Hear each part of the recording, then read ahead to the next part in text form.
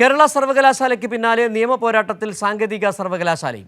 താൽക്കാലിക വിസിയുടെ ഹർജിയിൽ വകുപ്പ് സെക്രട്ടറിമാർക്കും സാങ്കേതിക വിദ്യാഭ്യാസ ഡയറക്ടർക്കും ഹൈക്കോടതി നോട്ടീസ്.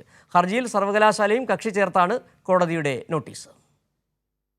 സാങ്കേതിക സർവകലാശാലയിൽ സിൻഡിക്കേറ്റ് യോഗം ചേരാൻ അനുവദിക്കുന്നില്ല എന്ന ആരോപണവുമായിട്ടാണ് താൽക്കാലിക വിസി ശിവപ്രസാദ് ഹൈക്കോടതിയിൽ ഹർജി നൽകിയത്.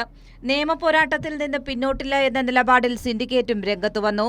വിസി നൽകിയ ഹർജിയിൽ ഇടത് അധ്യാപക വിദ്യാർത്ഥി സംഘടനകൾ കക്ഷി ചേർന്നു. വൈസ് ചാൻസലർ വസ്തുതകൾ മറച്ചുവെച്ച് തെറ്റിദ്ധരിപ്പിക്കാൻ ശ്രമിക്കുന്നുവെന്ന് സംഘടനകൾ ഹർജിയിലൂടെ കോടതിയെ ധരിപ്പിച്ചു. വിസിയുടെ ഹർജിയിൽ വകുപ്പ് സെക്രട്ടറിമാർക്കും സാങ്കേതിക വിദ്യാഭ്യാസ ഡയറക്ടർക്കും ഹൈക്കോടതി നോട്ടീസ് അയച്ചു. എതിർകക്ഷികൾ ഒരാഴ്ചയ്ക്കകം മറുപടി നൽകാൻ ഹൈക്കോടതി നിർദ്ദേശം നൽകി. വിസിയുടെ ഹർജിയിൽ സർവകലാശാലയെയും കക്ഷി ചേർത്താണ് നോട്ടീസ് അയച്ചത്.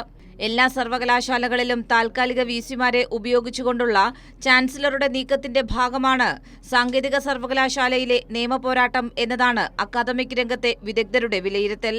നേരിട്ട് സാങ്കേതിക സർവകലാശാലയിൽ ഇടപെടുന്നതിനെക്കുറിച്ചും ചാൻസലർ കൂടിയായ ഗവർണർ ആലോചിക്കുന്നുണ്ട് എന്നാണ് സൂചന. കൈരളി ന്യൂസ്, തിരുവനന്തപുരം, കൊച്ചി.